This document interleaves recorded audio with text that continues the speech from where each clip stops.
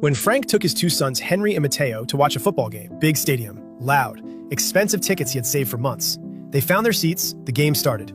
It was everything Frank promised. At halftime, Mateo tugged Frank's sleeve. He pointed 2 rows ahead. A boy was sitting alone, same age as Mateo, crying quietly, trying to hide it. Everyone around him was caught up in the halftime noise. Nobody noticed.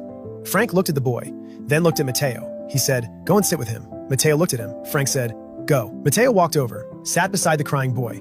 Said nothing at first, just sat there. The crying boy wiped his face quickly. Mateo said, "Are you lost?" The boy nodded. He had been separated from his uncle in the halftime crowd. He had been sitting there not knowing what to do. Mateo turned around and looked at Frank. Frank was already standing. He came over, asked the boy his uncle's name, asked what he looked like. Henry stayed with both boys while Frank went to find stadium security.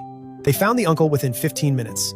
The uncle came rushing over, grabbed the boy, held him tight, then looked at Frank. "Thank you. Thank you so much." Frank said, "My son saw him. I just made the call." They went back to their seats for the second half.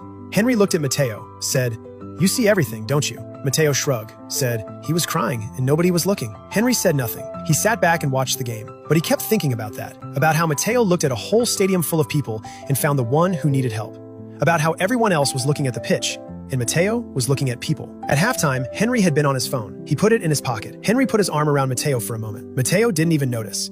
He was already watching the game. Frank watched both his sons from the corner of his eye and said nothing, because everything that needed to be said had already happened. Comment yes if you believe compassion is treating others the way you want to be treated.